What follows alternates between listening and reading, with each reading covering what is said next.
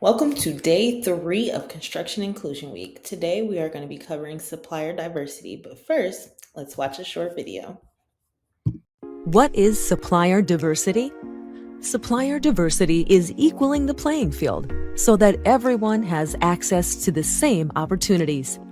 Supplier diversity is a strategy that seeks out and welcomes diverse suppliers regardless of their ethnicity, gender, or socioeconomic status. Diverse suppliers are defined as businesses 51% owned by a minority, woman, LGBT, veteran, service disabled veteran, disabled, or historically underutilized business. Organizations benefit by gaining access to innovation, fresh ideas, and extraordinary capabilities. This may all translate into additional competitive advantages, increased value to supply chains and stakeholders. Supplier diversity is an intentional strategy that drives change and encourages the inclusion of often overlooked suppliers with exceptional capabilities. Secondly, it can be a low-risk, cost-effective discovery process for ideas, concepts, and insights that may never be encountered otherwise. How can this work in reality? Consider you're a healthcare corporation wanting to expand your consumer base by marketing to a new diverse consumer your insights team has determined is an untapped market.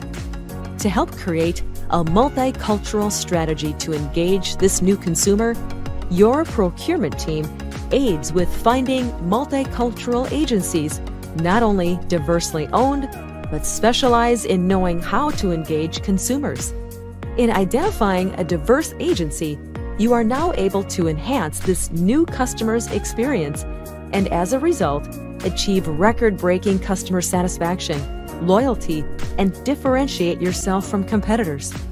Supplier diversity is a business process and strategy sustained by vendor diversification, feeding a pipeline of ingenuity, empowering all communities to thrive.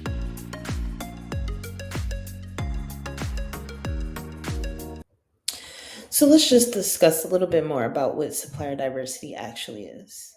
Supplier diversity is a business practice that refers to the inclusion of businesses owned by diverse individuals or groups in the procurement of goods and services. These suppliers are defined as those whose majority ownership is held by an individual belonging to an underrepresented group. Each group can face various prejudices, so it is essential to be inclusive and not judge any based on these simple classifications. Now let's just kind of define and understand the various types of diverse businesses. A diverse supplier is generally defined as a business that is at least 51% owned and operated by an individual that's part of a traditionally underrepresented or underserved group. Some of the common classifications that I've also listed on the screen here are MBEs, which would be considered a minority owned business. And then you have WBEs or FBEs, which is women or female owned businesses. And then you have a small business, which is the SBE. And then you have a few others, such as the LGBTQ plus community. You have veterans, persons with disabilities, various other types of classifications. Now, one thing that I do want to make note of and that we should consider as well is that SBEs and VBEs, as well as DBEs, which is disadvantaged businesses, are racially neutral. So you don't have to be classified within the minority classification to qualify for DBEs, the veterans, the disadvantaged, or the small business. And same with female. That is gender specified. So you have to be a female or a woman, obviously, to be in the FBE or the WBE category.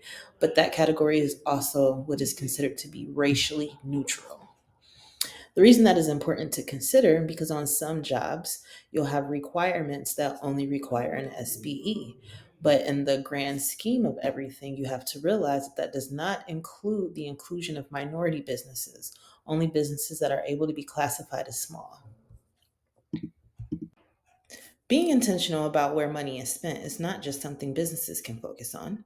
As individuals, our purchasing decisions are just as powerful as the money spent with corporations and organizations.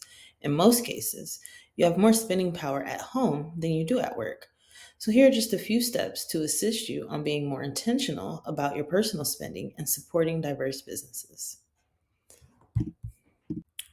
Here are just a few steps that you can take to be more intentional about how you spend your money. Number one, make a list. Consider the things that you spend money on. When you take a minute to think about where your money goes every month, you'll probably realize there is a wide range of goods and services that you buy every single day.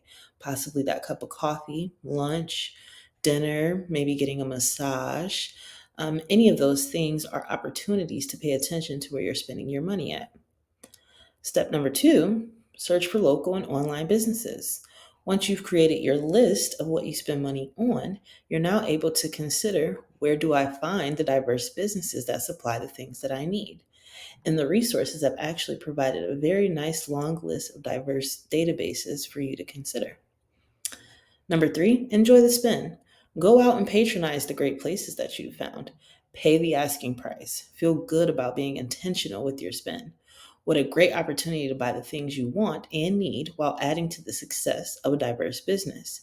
Know that your thoughtfulness is contributing to the wealth of diverse businesses and providing for their families and the surrounding community. And last, share the good news. Be sure to share the good news about that great cup of coffee that you had at that Black owned coffee shop, or how quick and professional the LGBTQ owned business was that performed the repairs on your roof. Many people rely on reviews to determine if they want to make a purchase themselves. So help others find those diverse businesses that you love so much as well. Leaving reviews on a company's website or on the sites like Google or Yelp are great options. And when your neighbor mentions needing help with landscaping around their house, recommend a nice minority owned, a female owned, or veteran owned business that you have become familiar with. Now let's reflect. Do you have any administrative related best practices on or off site that you think have aided in achieving greater supplier diversity for your firm? What are some challenges on or off site that you think have made it difficult to achieve greater supplier diversity? And does your firm have an identified point person to contact for any diversity related matters? And lastly, what will you do to be more intentional about how you spend your money? All reflection questions can be answered and sent via email again to dei@akateam.com.